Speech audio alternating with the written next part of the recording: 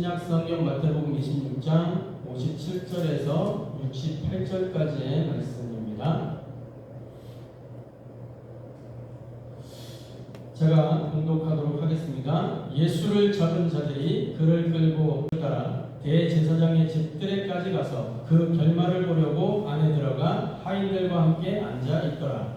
대제사장들과 온 공회가 예수를 죽이려고 그를 칠 거짓 증거를 찾으매 거짓 증인이 많이 왔으나 얻지 못하더니 후에 두 사람이 와서 이르되 이 사람의 말이 내가 하나님의 성전을 얼고 사흘 동안에 지을 수 있다 하더라 하니 대제사장이 일어서서 예수께 묻되 아무 대답도 없느냐 이 사람들이 너를 치는 증거가 어떠하냐 하되 예수께서 침묵하시거늘 대제사장이 이르되 내가 너로 살아계신 하나님께 맹세하게 하노니 네가 하나님의 아들 그리스도인지 우리에게 말하라.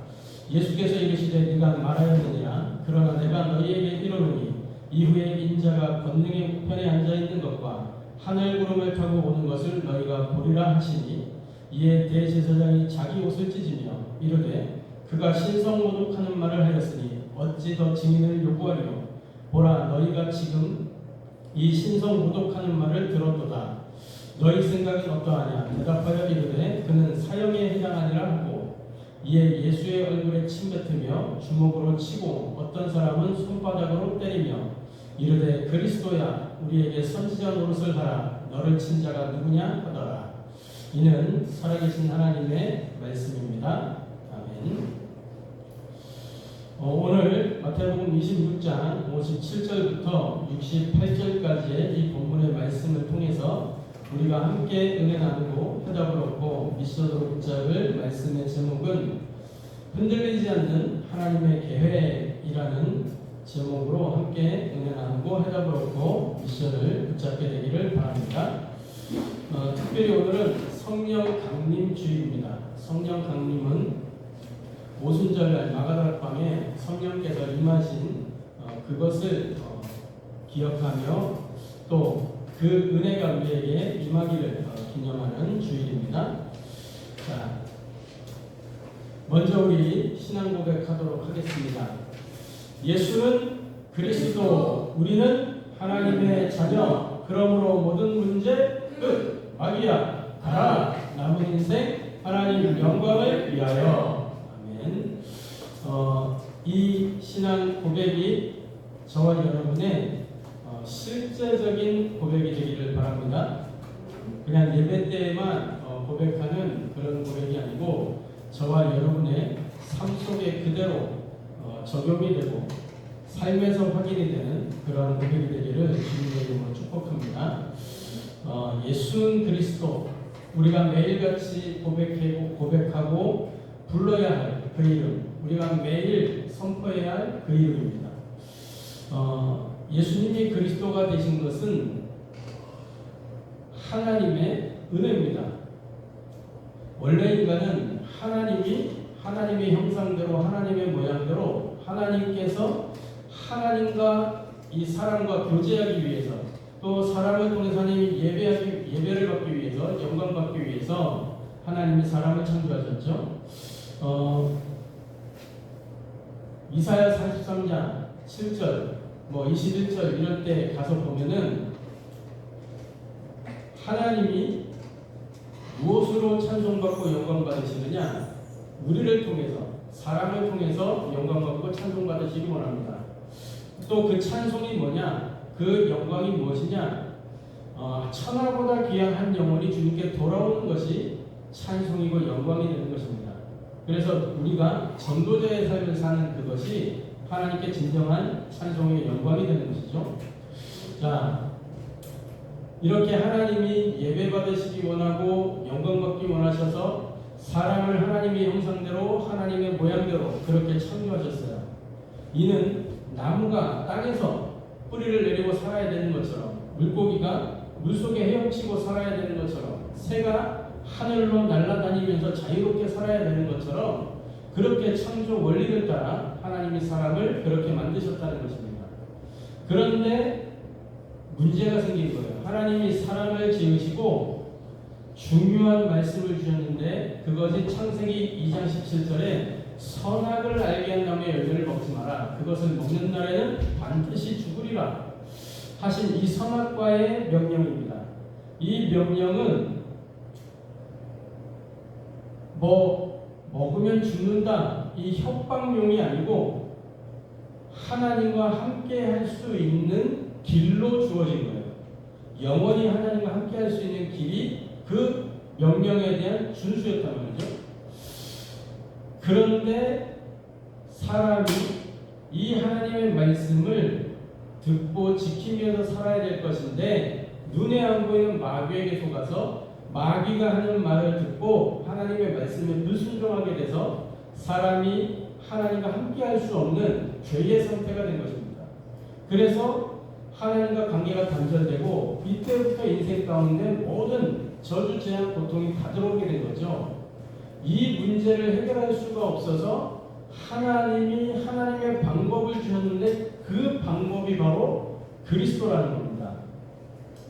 이 그리스도는 십자가에서 우리 인생의 모든 죄와 저주를 해결하시고 하나님 만나는 길을 열어주셨어요. 부활하셔서 사탄의 모든 권세를 박살내시고, 그죠?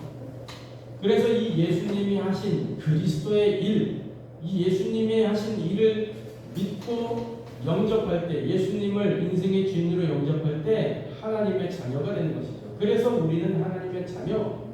예수는 그리스도, 이거는 우리가 보니까 그리스도 맞네 그거란 말이에요. 그런데 하나님의 자녀라는 건 뭐냐? 그 그리스도가 지금 나와 함께 하시는 거예요. 지금 예수님이 하신 일을 믿고 영접했을 때 하나님의 영이, 그리스도의 영이 우리 안에 들어오셔서 우리가 하나님의 자녀가 되는 겁니다. 그래서 하나님이 함께하는 신분, 하나님이 인도하는 신분, 하나님이 그 삶 속에 역사하는 신분이 된 거예요. 그래서 그리스도 이름 부를 때 흑암 세력이 떠나가고 하늘 군대가 움직이고 천국 배경을 누리면서 이 땅에서 그리스도의 증인으로 사는 그 축복을 누리게 된 것입니다. 이게 하나님 자녀의 축복이란 말이죠. 그래서 하나님 자녀가 됐다는 말은 무슨 말이냐? 모든 인생의 문제가 완전히 종결되고 해결되고 완결된 것을 의미하는 거예요. 무엇이 종결됐냐? 우리와 관계없이 우리에게 있는 죄의 문제, 이 문제를 예수님이 십자가에서 단번에 영원히 조금도 모자라지 않고 충분하게 끝내신 겁니다. 그 십자가의 피값으로 피 흘림이 없은즉 사함이 없느니라 그랬거든요. 그래서 누구든지 하나님 앞에 범죄하면 짐승을 잡아서 피를 뿌려가지고 번제로 드려야 그 죄 용서를 받게 되어 있는 거예요. 그런데 이 그리스도께서 오셔서 자기 피로 단번에 영원한 속죄를 이루신 것입니다. 더 이상 양이나 소를 잡을 필요도 없고, 그죠? 그건 또 이스라엘에게만 해당됐던 거란 말이에요. 이방인들이 하나님 앞에서 죄 문제 해결 받으려고 하면 그 유대교의 안으로 다시 들어와야 되는 거죠. 그런 일이 이 구약 시대에 불가능했단 말이에요. 그죠? 그런데 하나님이 그리스도를 보내사 모든 믿는 자에게 그 속죄의 효력을 주시는 것입니다. 뿐만이 아니고 우리의 모든 미래 문제, 지옥 배경이 있는데 이 지옥에서 우리를 완전히 건져내 주신 거예요. 하나님 떠난 인생은, 하나님 없는 인생은 마귀의 심부름하다가 마귀와 함께 지옥에 가게 되는데 거기에서 해방받은 것입니다. 그죠? 그래서 모든 문제 끝이다. 이 땅에 살면서 뭐 하면 되느냐? 영적 싸움 하나 제대로 싸우면 되는 거예요. 마귀는 지금도 죽지 않고 살아서 활동하고 있기 때문에 지옥 가는 그날까지 활동하게 됩니다.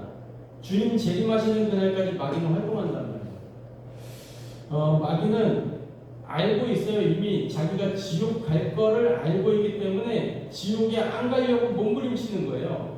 그래서 교회를 어지럽게 만들고 신자들을 속이고 무너뜨리고 전도하지 못하도록, 말씀 보지 못하도록, 기도하지 못하도록 속이는 겁니다.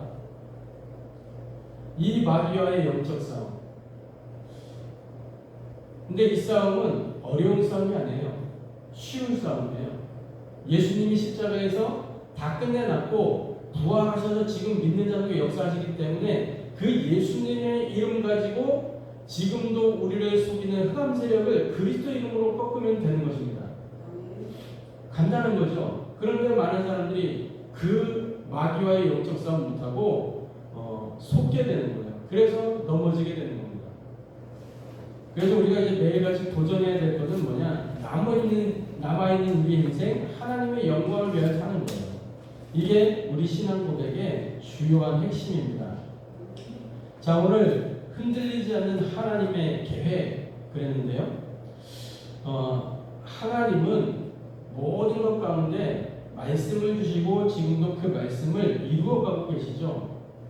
그래서 오늘 말씀 보면은 본문 속에 마태복음 26장 64절에 예수께서 이르시되 네가 말하느니라 그러나 내가 너희에게 이르노니 이후에 인자가 권능의 우편에 앉아 있는 것과 하늘 구름을 타고 오는 것을 너희가 보리라 하시니 이렇게 되어 있죠. 예수님은 완전한 승리와 구원을 하나님께서 그렇게 계획하셨기 때문에 그 일을 이루시기 위해 이 땅에 오신 거예요. 그죠? 먼저 우리가 기억해야 될 게 있습니다. 하나님은 시대마다 남은 자들을 통해서 일해 오셨다는 사실이에요. 세상은 늘 흔들립니다. 정치도 흔들리고 경제도 흔들리고 사람의 마음도 시시각각 변하고 흔들립니다. 흔들리는 게 세상이죠. 믿었던 사람도 변하고 시대의 가치도 절대적이지 않아요. 변합니다.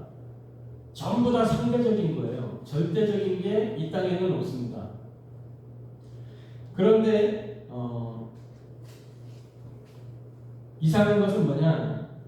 하나님을 떠난 이 문화, 우상숭배, 종교 이런 것들이 점점 더 강해지는 것처럼 보이는 거예요. 점점 더 종교는 부흥하는 것처럼 보이고 엊그저께 목요일날이죠. 목요일날 전북로의 예비캠프 1주차 현장에 갔다 왔단 말이에요. 그 전북 익산 현장에 갔더니 그 지역에는 뭐가 강하냐? 원불교가 강해요. 그 지역 자체가 원불교 동네라. 원광대학교를 중심으로 원불교 총본관이 거기에 있는데 그냥 한 타운이 그냥 형성돼요. 타운이. 그 주변 지역으로 이렇게 사람들 또 형성되어 있는 것들을 좀 보니까 그야말로 다 그냥 원이에요. 원. 가게 이름도 원, 무슨 원자가 안 들어가면 장사가 안 될 만큼 그렇게 원불교가 지역에 영향을 주고 있는 모습들을 봤어요. 처음에 그 현장 딱 들어갔는데 어마어마하게 넓고 크고 또 이 들판 같은 게 쫙 펼쳐져 있는데 얼마나 여기 사람들이 이렇게 와가지고 쉬었다 가고 막 그러겠구나 그런 생각도 하고.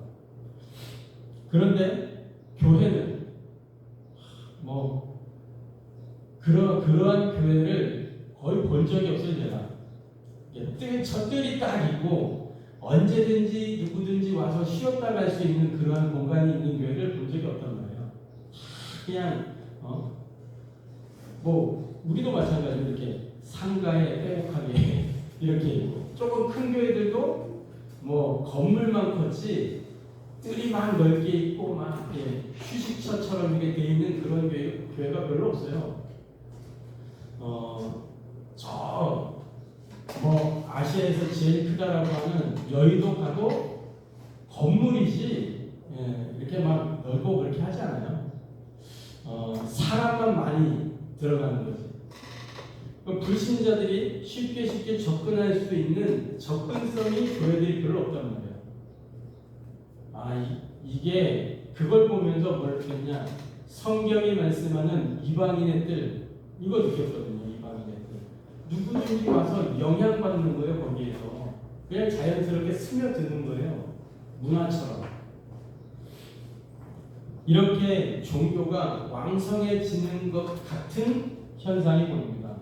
또 천주교 어마어마하게 크고 아름답게 만들어놨잖아요.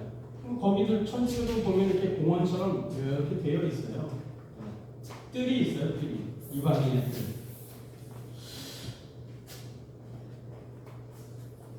반대로 복음은 점점 약화되는 것 같고 교회는 어렵고 힘들고 이렇게 되는 것처럼 보여요. 믿음으로 사는 것이 손해인 것처럼 보이는 그런 시대적인 모습이 되어지고 있어요. 그러나 여러분들 성경을 자세히 보면 하나님은 언제나 다수가 아니라 소수의 남은 자를 통해서 일하셨다는 사실을 알 수가 있습니다. 노아 시대에도 사람들이 결혼하고 자기 일을 하고 자기 할 거 하면서 그렇게 살았어요. 자기 나 중심으로, 물질 중심으로, 성공 중심으로 그렇게 살았습니다. 그러나 그 노아 시대에도 하나님은 그 다수의 사람들이 아니라 소수 노아를 통해서 하나님의 일을 하셨다는 것을 알아야 돼요. 방주를 준비하셨어요. 노아를 통해서. 사람들이 그 생각이 나면서부터 악함이라, 그래서 내가 세상의 사람을 다 멸절할 것이다. 그런데 노아는 여호와께 은혜를 입었다. 그래서 하나님 노아를 불러서 하나님의 계획을 말씀하시고 방주를 짓도록 하십니다. 그 방주를 통해서 새로운 시작을 하셨어요. 바벨론 포로 시대에도 다니엘과 세 친구들을 통해서 하나님은 하나님의 일을 하셨죠. 엘리야 시대에도 마찬가지입니다. 바알에게 무릎 꿇지 않은 7천 제자, 또 엘리사, 이 사람들을 통해서 하나님의 일을 하셨어요. 초대교회 시대 핍박이 강해지면서 압박해올 때 복음 가진 소수의 제자들 통해서 하나님은 세계복음을 이루셨다는 사실을 기억하셔야 됩니다. 이사야 6장 13절에 거룩한 씨가 이 땅에 흩어진다 그랬죠. 밤나무 상수리나무가 다 배임을 당할 것이다.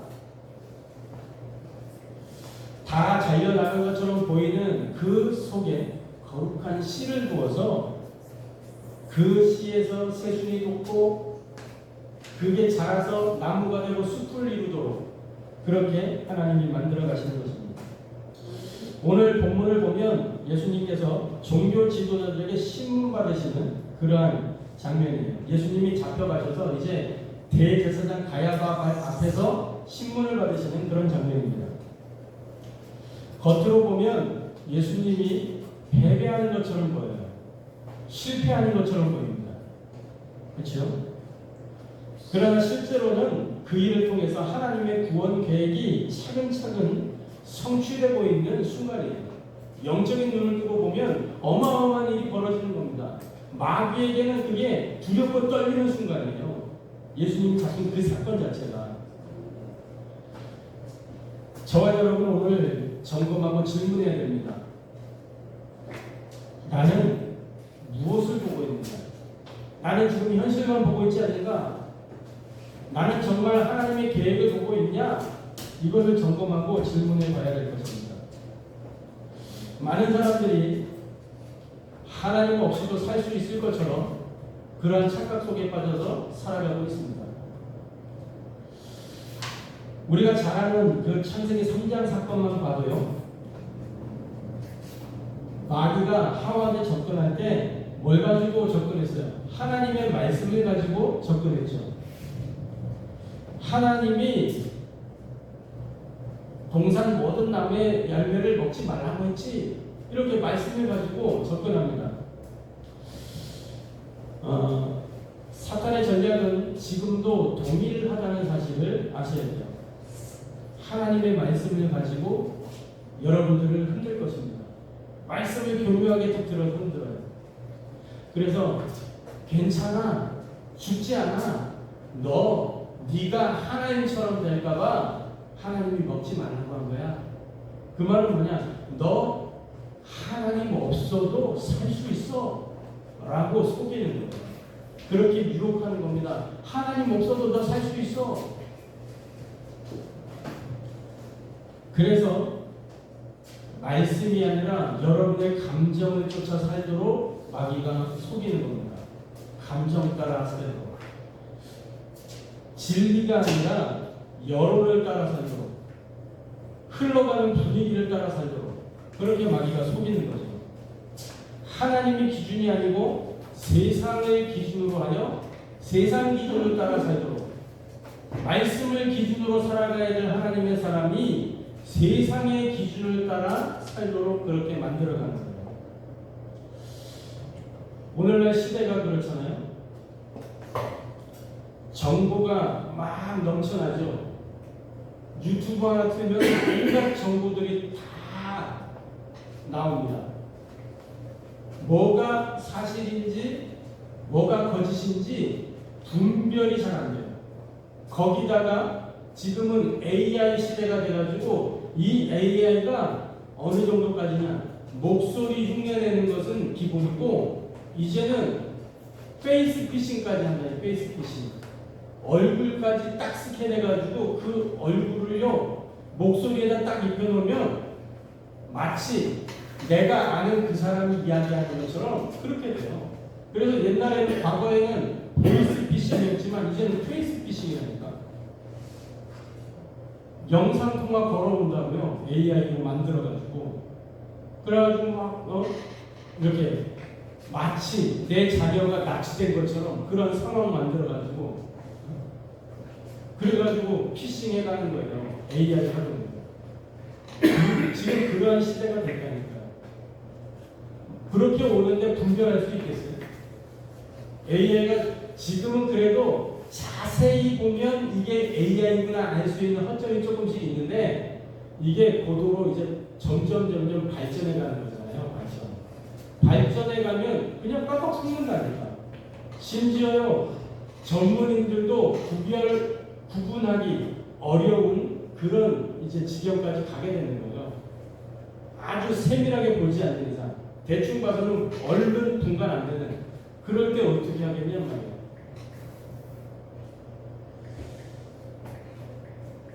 정보는 넘쳐나는데 진리는 사라져가고 있습니다. 사람들은 유튜브나 SNS, 세상의 철학 이런 것들은 믿는데 하나님의 말씀은 믿지 않아요. 의심해요. 하나님의 말씀은. 결국 사람은 하나님 아닌 자기 중심으로 살아가게 되는 겁니다. 그래서 나 중심, 물질 중심, 성공 중심으로 살지만 실상 그것은 알고 보면 사탄의 심부름을 하는 거예요. 마귀 심부름하는 거예요. 창세기 6장에 보면 사람들은 먹고 마시고 성공하고 문명을 이루는 것처럼 보였어요.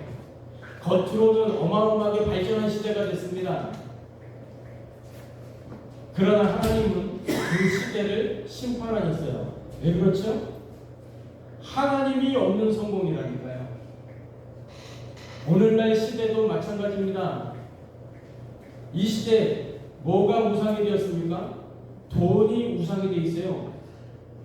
성공이 인생의 목적이 된 거예요. 그래서 하나님 없이도 나는 행복할 수 있다라고 생각하는 겁니다. 그러나 성경은 우리에게 분명하게 말씀합니다. 하나님은 분명하게 우리에게 말씀하고 있어요. 하나님 떠난 인간, 하나님과 단절된 인간은 결국 마귀의 종으로서 하는 것입니다. 자유롭게 내 마음대로 내 뜻대로 살고 있는 것 같지만 영적으로 보면 완전히 마귀에게 묶여 있는 거예요. 묶이고 잡히고 매여서 살아가는 운명적 저주제한 고통. 돈 많이 버는 것 같은데 일 다 끝나고 나면 공허가 찾아오고 그래서 우울증으로 조울증으로 여러 가지 정신 문제로 시달리는 거예요. 엘리트일수록 눈에 안 보이는 문제가 더 강하게 사로잡고 있다는 걸 알아야 돼요. 우울증, 공황증 뭐 이런 거 이 정신 문제 걸리지 않는 사람이 있어요. 그 걸리지 않는 사람이 어떤 사람? 우리가 볼 때 약간 모자라 보이는 사람들. 그 사람은 우울증 안 걸려요. 왜? 깊게 생각 안 한다니까요. 복잡하지만 단순해요, 그 사람들. 오히려 어떤 면에서 우리 눈에는 모자라 보이지만 하나님이 볼 때는 하나님께 가장 가까이 가 있는 사람일 수도 있어요. 그래서 소자에게 한 것이 내게 한 것이다. 우리 주님 말씀하는 거예요. 어린아이처럼 되지 않냐면 하나님 나라를 볼 수 없다라고 말씀하신 이유가 거기 있는지도 몰라요. 우리는 단순해져야 됩니다. 그래서 결국에 어떻게 돼요? 운명적 저주와 멸망으로 사람들이 몰려가잖아요. 막 이 어느 날 영원한 멸망 속으로 들어가게 되는 거예요. 많은 사람들이 죄의 결과를 가볍게 생각합니다. 그러나 성경은 분명하게 죄의 결과가 반드시 온다라고 말씀하고 있죠. 그래서 여러 가지 정신의 문제, 중독의 문제, 갈등, 이 공허 이러한 문제들에 시달리는 거잖아요. 불안함이 계속 찾아오고 영적인 고통이 찾아오고 그러다가 마지막에 심판의 순간을 맞게 되는 거예요. 마태복음 25장 41절에 뭐라고 말씀하셨습니까? 네? 마태복음 25장 41절에 왼편에 있는 자들이 이르시되 저주를 받은 자들아 나를 떠나 마귀와 그 사자들을 위하여 예비된 영원한 불에 들어가라 이렇게 말씀하시잖아요. 마귀를 위하여 예비된 불에 이 왼편에 있는 사람들에게 너희도 들어가라 이렇게 이야기하는 거예요. 예수님이 없는 인생, 복음 모르는 인생은 결국 방황하다가 끝나게 되는 거예요. 그래서 사람에게 가장 필요한 것은 뭐냐? 돈도 아니고 성공도 아니고 오직 하나님의 복음 그리스도만이 필요한 것입니다. 이 그리스도 안에서 모든 답을 내려야 되는 거예요. 이 하나님 없이도 내가 살 수 있다는 그 착각하고 있는 인생들 가운데 하나님은 구원의 계획을 가지고 지금도 일하고 계십니다. 하나님의 계획은 단 한 번도 흔들렸던 적이 없어요. 오늘 본문 속에 이 대제사장 가야바를 비롯해서 많은 바리새인들이 예수님을 잡아 죽이려고 했어요. 바리새인들이 그리스도를 몰랐냐? 아니란 말이에요. 그리스도라는 단어를 가장 정확하게 알고 있는 사람들이에요. 하나님이 그들에게 주신 단어가 그리스도이기 때문에 하나님이 그들에게 메시아의 약속을 주셨기 때문에 가장 잘 알고 있어요. 그런데 그 메시아가 누구인지는 몰랐던 거예요. 어떻게 오시는지 몰랐어요.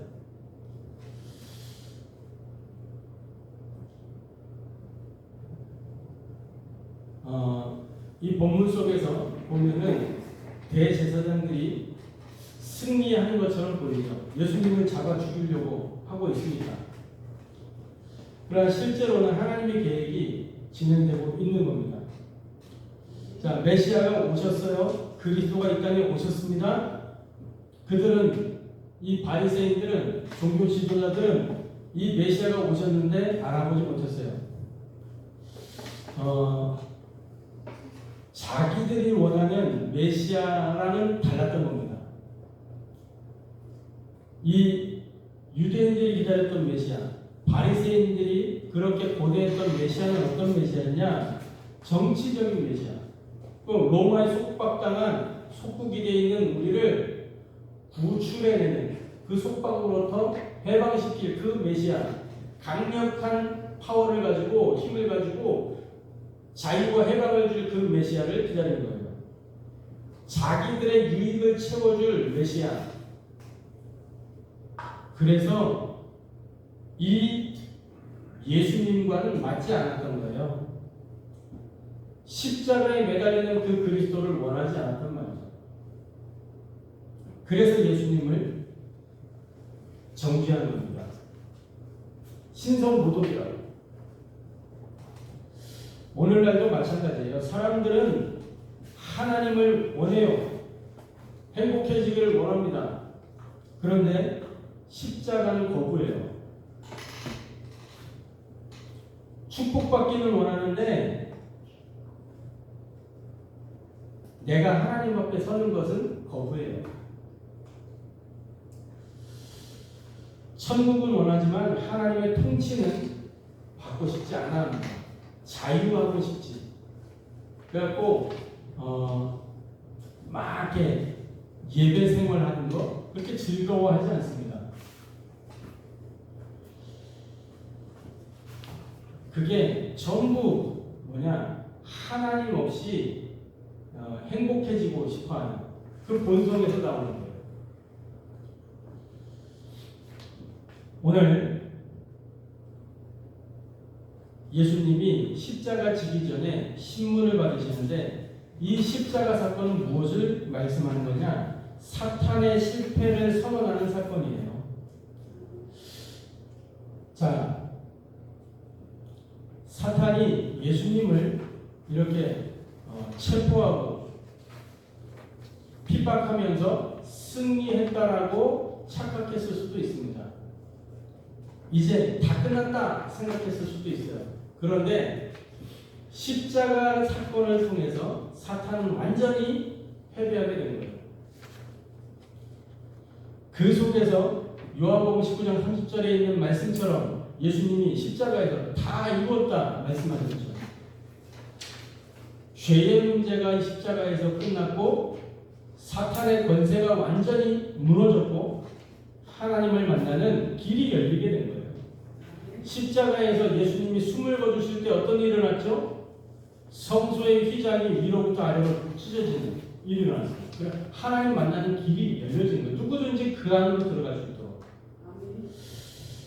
골로새 2장에서는 이렇게 말씀합니다. 십자가로 모든 권세를 무장해제시켰다고 말씀하고 있어요. 분명한 것은 세상은 흔들려도 하나님의 구원 계획은 흔들리지 않는다는 사실입니다. 그래서 하나님은 우리를 향해서 평안의 계획을 가지고 계십니다. 예레미야서 29장 11절에 보니까 너희를 향한 나의 생각은 재앙이 아니라 곧 평안이다 이렇게 말씀하고 있어요. 하나님의 계획은 우리를 멸망시키는 게 아닙니다.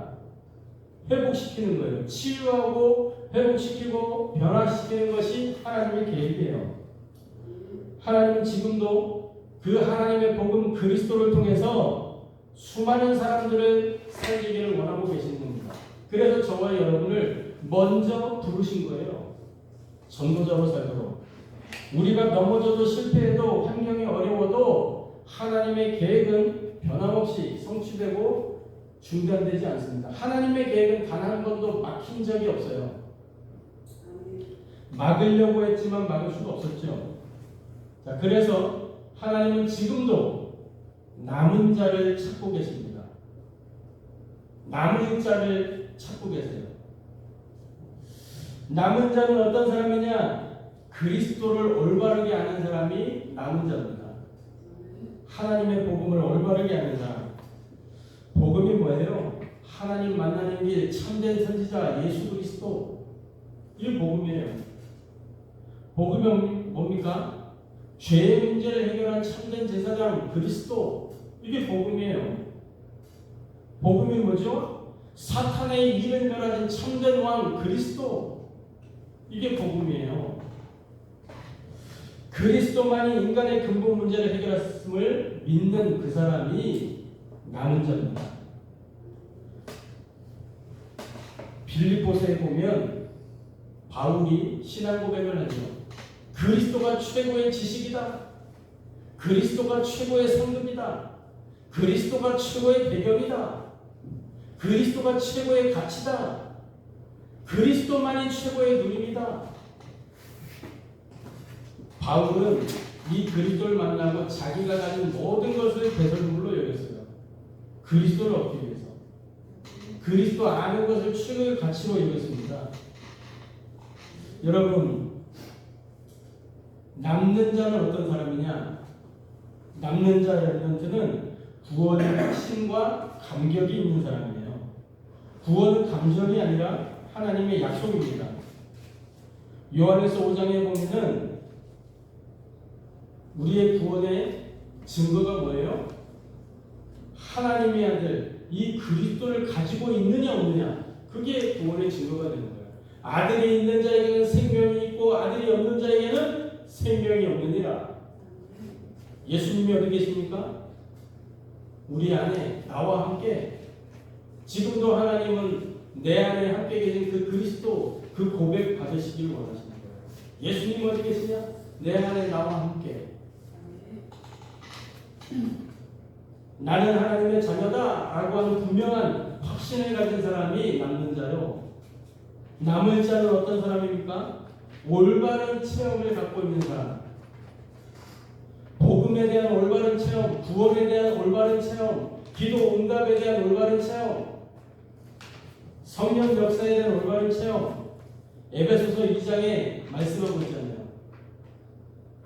허물과 죄로 죽었던 너희를 살리셨도다. 진짜 체험은 단순한 감정적인 체험이 아니에요. 뭐가 체험이냐? 예배 드리는데, 말씀을 듣는데 말씀이 깨달아지고 그 말씀 붙잡고 기도가 회복되고 예배가 살아나고 삶이 변화되는 그것이 진정한 체험인 것입니다. 저기 신사도에서 하듯이 충치가 금이빨로 바뀌고 그러면 체험입니까? 병이 들었는데 기도했던 병이 낫고, 병 낫는 건 감사한 일이지만 또 아플 수 있어요. 그게 체험이 아니라니까. 하나님이 나와 함께 하시는 임마누엘, 그게 진정한 체험인 거예요. 남길자는 어떤 사람이냐? 전도를 올바르게 이해한 사람이 남길자예요. 전도는 사람을 억지로 끌어모으는 그러한 것이 아닙니다. 하나님이 창세전에 영세전에 예비하신 그 사람을 우리가 찾는 거예요. 누군지 모르기 때문에 때에 맞든지 안 맞든지 하나님의 복음의 말씀을 전달하는 것이고, 그 말씀을 듣고 반응하는 사람이 있다니까요. 예수님을 영접하는 사람들이 있어요. 그 사람과 함께 말씀 운동하면서 그 사람이 교회화되어지는, 그걸 보고 전도라고 하는 거예요. 사도행전 13장에 나타난 것처럼 하나님이 준비하신 자들은 반드시 복음을 받게 돼 있어요. 사도행전 13장 48절에 그 날에 영생을 주시기로 작정된 자는 다 믿더라. 우리가 캠프 현장에서 확인하는 사실이에요. 강원도의 캠프 때도 확인했잖아요. 전북도의 캠프 지금 진행 중인데 확인하게 될 겁니다. 그 날에 영생을 주시기로 작정된 자, 준비되어 있고 믿게 되어지는 거예요. 할렐루야. 이 증평지역의 캠프를 통해서 우리가 계속해서 확인하는 거잖아요. 지난 주간에 총회 캠프, 예비 캠프 할 때 영생을 주시기로 작정된 자는 믿게 되는 일이 있잖아요. 아니, 길 가다가 필리핀 사람 만났는데 그때 마침 그 자리에 영어 할 줄 아는 팀원이 있어가지고, 그죠? 마침 영어로 복음 전했는데 예수님 영접하고, 그리고 전화번호 우리가 받고 메시지도 전달하고 이렇게 했잖아요. 예비된 사람, 준비된 사람이 있는 겁니다. 저와 여러분이 창세전에 예비되어 있다가 하나님의 시간표에 그리스도를 만나 하나님 자녀가 됐죠. 그러한 일들이 계속해서 일어나는 것입니다. 그래서 복음은 인간의 방법이 아니라 하나님의 방법인 것입니다. 하나님의 능력인 것입니다. 그래서 하나님은 지금도 현장에 복음 가진 그 한 사람을 찾고 계시는 것입니다. 그래서 저와 여러분이 하나님의 계획 속으로 들어가는 전도자의 삶을 살게 되기를 주님의 이름으로 축복합니다.